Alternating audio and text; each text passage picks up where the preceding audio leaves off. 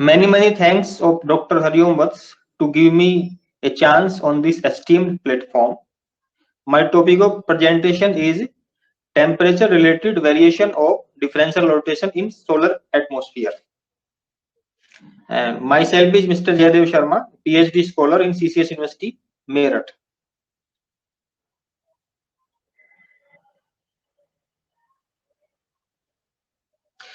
My plan of presentation is about the sun, its structure, radiation emitted from the sun, how to measure the sun from space and ground, what is the meaning of solar differential rotation, and how many techniques are there to calculate the differential rotation of sun, what type of data is used in this analysis, results, discussions, and finally conclusions. The sun is a huge glowing spherical ball at the center of our solar system. 9 planets and their moons, tens of thousands of asteroids, and almost trillions of comets are revolving around the sun. This slide shows the structure of the sun. The innermost part is called as the core, which has temperature about 15 million Kelvin. In this region, a nuclear reactions takes place to produce the energy. Above the core, there is radiative zone with temperature about 80 lakh Kelvin. This region is very dense, and in this region, the energy is propagated in the process of radiation. Above the radiative zone, there is convection zone, which has temperature about 20 lakh Kelvin. And in this region, the energy is propagated by the process of convection. That means the material itself goes from high temperature to low temperature. Above the convection zone, there exists photosphere, which have temperature about 6000 Kelvin. This is a visible surface of the sun, and sunspots occurs on this region, which are also visible. Above the photosphere, there exists chromosphere with a temperature about 10,000 Kelvin, and the outermost part of the sun is called as the corona with temperature about 10 lakhs Kelvin. Radio waves, X-rays, ultraviolet rays, extreme ultraviolet rays are coming from this outermost region of the sun, that is corona. And this is the size of Earth, which is very small in comparison to the size of the sun. This slide shows the spectrum of solar radiation from gamma rays to radio waves.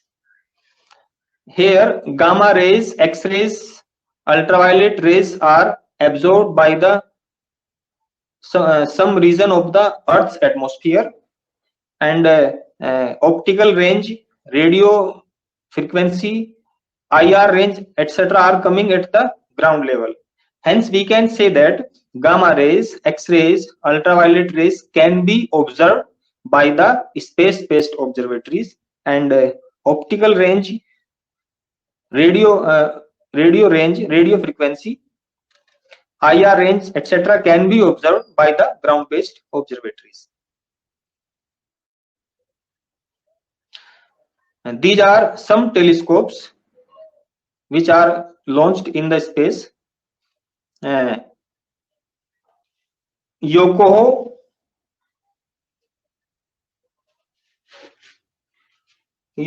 is the space mission of Institute of Space and Astronautical Science in collaboration with space agencies of US and UK.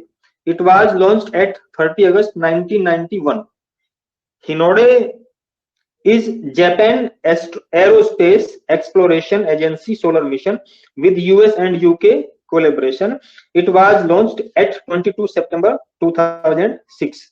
It measures the sun in optical X-ray and extreme ultraviolet range. Solar Dynamics Observatory. Solar Dynamics Observatory is a NASA's space mission which has been observing the sun from 11 February 2010. It has multiple channels to observe the sun. It is one of the advanced telescope. And SOHO, Solar and Heliospheric Observatory, is a space mission of European Space Agency NASA. It is launched on 2nd December 1995.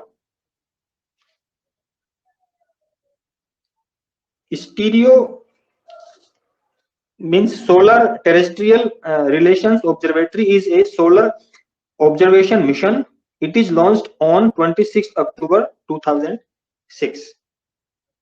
So these are some telescopes which are revolving in the Lagrange point in the space.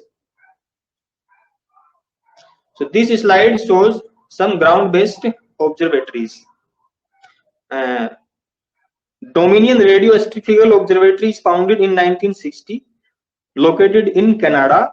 It collects flux at 2.8 gigahertz. Big Bear Solar Observatory is a premier university-based solar observatory in the US. It is operated by New Jersey Institute of Technology. It is established in 1969, and it takes the image of chromosphere. This slide shows the basic information of solar rotation. Galileo Galilei was the first astronomer who observed the sunspots from June 9 to 11 in 1613, and he concluded that the sunspots rotate with the same rate. That means he concluded that the solar differential rotation profile is rigid.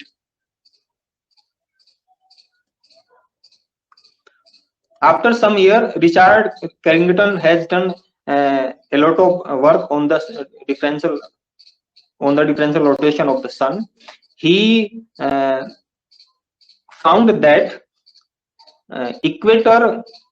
the rotation period of equator is about 25 days, and as we go from equator to higher poles, the rotation period increases gradually and goes up to 35 days.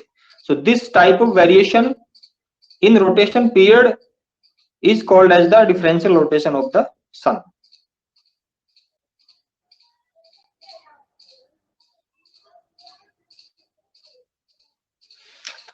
How many techniques are there to calculate the solar rotation? So this is the first method, is the one of the oldest method, which is named as tracer's tracking method. In this method, sunspots, filaments, and plaques, coronal holes can be tracked one by one, and the rotation period can be obtained. Here we can say that these are some sunspots, and these are the images of one by one day by day images, and these sunspots can be tracked, and finally the rotation period can be obtained. This is one of the oldest method. In the second method is spectroscopic method. In this method, Doppler shift of selected solar spectral lines near the solar limb can be used. That means the shifting of spectrum may be useful in this case. This is one of the advanced method, flux modulation method. We used this method to calculate the rotation period, and in this method, modulation in intensity of solar flux or emission originates from any region on solar disk images can be used. The detailed information of this method will be discussed in the next slide. Helioseismology deals with the solar rotation of solar interior. This plot shows that along the x-axis there is a fraction of sun's radius. Along this horizontal axis, rotation period is mentioned, and this is the angular velocity in nanohertz. And we can see that from the core to radiative zone, the rotation profile of sun is almost rigid, but as we go beyond the fraction of radius of 0.6, the differential profile in rotation period is seen, and this differential profile is complex. Suppose this is the 0 degree, 30 degree, 45 degree, 60 degree, 75 degree. So this variation of differential rotation is complex. This is our method, flux modulation method. In this method, latitude bins are selected along the latitude lines at interval of 10 degree. This is the equatorial strip. This is the equatorial strip which has the length of entire pixels on SFD, and its width is about 2 pixels. So this region of interest is called as the latitude bins or strips. So we make multiple strips from equator to poles. That is, this is equatorial strip, this is 10 degree north strip, this is 20 degree north strip, 30 degree north, 40 degree, and so on up to 80 degree north. Similarly, in the opposite direction, this is 10 degree south strip, this is 20 degree south strip, this is 30 degree south strip, 40 degree south strip, and so on up to 80 degree south strip. So actually, the mean of all pixel value is called as the flux. So this equatorial strip has many pixels, and the mean of pixel value is called as the emitted flux or extracted flux from the equator.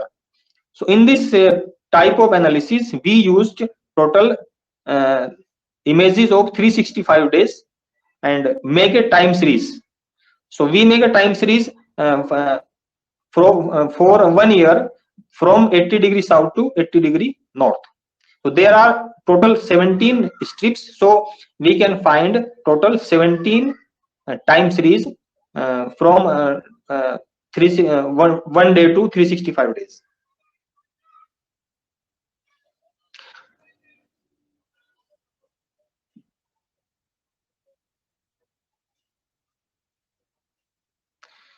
So there are some wavelengths of SDO which we have used in this analysis.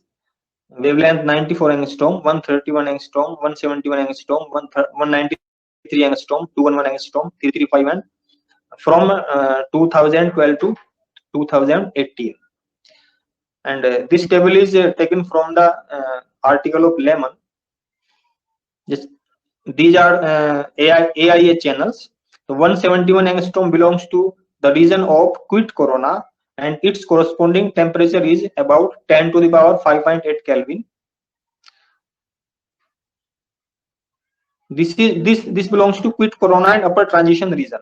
193 angstrom belongs to corona and hot plate plasma, and corresponding temperature is about 10 to the power 6.2 Kelvin. 211 angstrom belongs to active region corona, and its corresponding temperature is about 10 to the power 6.3 Kelvin. 335 angstrom again belongs to active region corona, and its corresponding temperature is about 10 to the power 6.4 Kelvin. 94 angstrom wavelength belongs to flaring corona, and its corresponding temperature is about 10 to the power 6.8 Kelvin. And finally, the last wavelength 131 angstrom is belonging from flaring corona, and its corresponding temperature is 10 to the power 7 Kelvin. So these 6 wavelengths are used in this analysis for the comparison. So we are seeing that this temperature variation is in increasing order. So finally, we will see that what happens in rotation period with respect to increasing temperature. So these are the flux versus autocorrelation coefficient.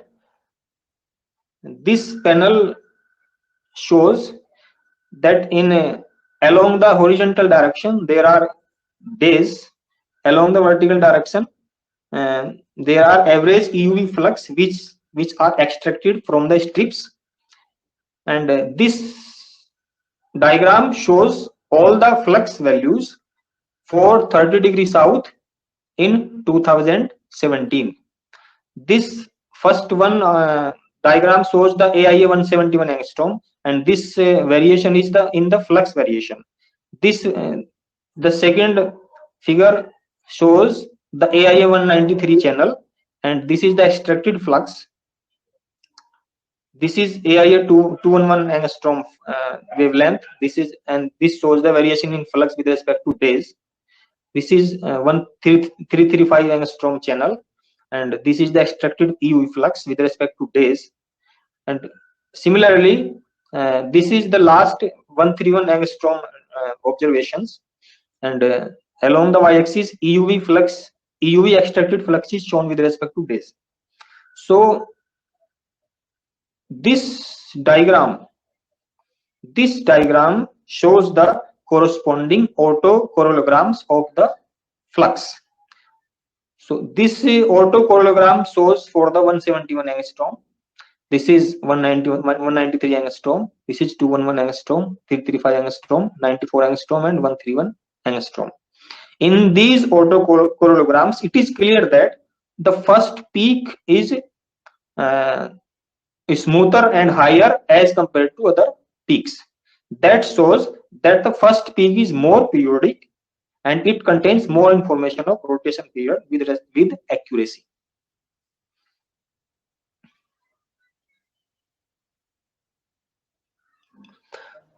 The first peak of the autocorrelogram is fitted by the Gaussian function. This removes the noise and makes the peak more symmetric. So these are the points, and this is the Gaussian function. This Gaussian function belongs to 30 degrees south in year 2014. The central value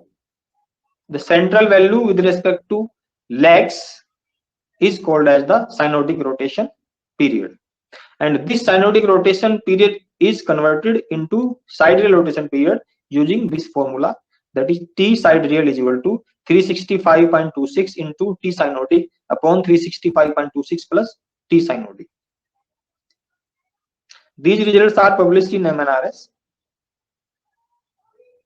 This is one of the result in this type of analysis. This contour plot belongs to year 2018, and along the horizontal axis logarithmic of temperature in Kelvin is mentioned. Along the y-axis latitude is mentioned, -60, that is from -60 to +60, and the color code represents the sidereal rotation period. So in this contour plot we can see that along the vertical direction, it all corresponding to all temperatures, differential rotation profile is same. That means the equatorial region has low sidereal rotation period, and as we go from equator to higher poles, the rotation period decreases gradually. But along the horizontal line, the sidereal rotation period has complex variation with respect to increasing temperature. That means the individual latitude have no systematic trend with respect to increasing temperature. These are our main results. In all the results, in all the plots, the x-axis or horizontal axis represents the logarithmic of temperature in Kelvin, and along the y-axis sidereal rotation period is mentioned. The panel A belongs to year 2017, and in this panel the 171 angstrom wavelength belongs to temperature about 10 to the power 5.8 Kelvin, 193 observation belongs to the temperature 10 to the power 6.2 Kelvin. 211 angstrom observations belongs to the temperature 10 to the power 6.3 Kelvin. 335 data belongs to the temperature 10 to the power 6.4 Kelvin. 94 angstrom observations belongs to the temperature 10 to the power 6.8 Kelvin, and 131 angstrom observations belongs to the temperature 10 to the power 7 Kelvin of the solar corona. So in this panel, in panel A, the decreasing trend of sidereal rotation period is seen with respect to increasing temperature. And this panel B shows the average sidereal rotation period of all year from 2012 to 2018. Similar decreasing trend is also seen here. That is, the average sidereal rotation period decreases with respect to increasing temperature from 10 to the power 5.8 to 10 to the power 7 Kelvin. The panel C shows the band-wise trend in the rotation period. In this panel, the southern hemispheric band from -60, -50, -40 has the downward trend in rotation period with respect to increasing temperature. In panel D, equatorial band, which is the average of -10, 0 and +10, which also have the decreasing trend in sidereal rotation period with respect to increasing temperature from 10 to the power 5.8 Kelvin to 10 to the power 7 Kelvin. In all panels from A to D, we are seeing that scattering is very less from the fitted line. So these results are very strong statistically. There is again a panel E, which has the northern hemispheric band that is averaged from 40, 50 and 60. So this northern hemispheric band also have decreasing trend in sidereal rotation period with respect to increasing temperature from 10 to the power 5.8 to 10 to the power 7 Kelvin. So these results are main results. Finally, we conclude that in all cases, whether individual year, average of all years, band-wise profile, all have the downward trend in sidereal rotation period with respect to increasing temperature of the solar corona. And these are the conclusions. That is, latitude dependent coronal rotation profiles with respect to increasing temperature or height have no systematic variation as observed in the case of solar interior. That means the individual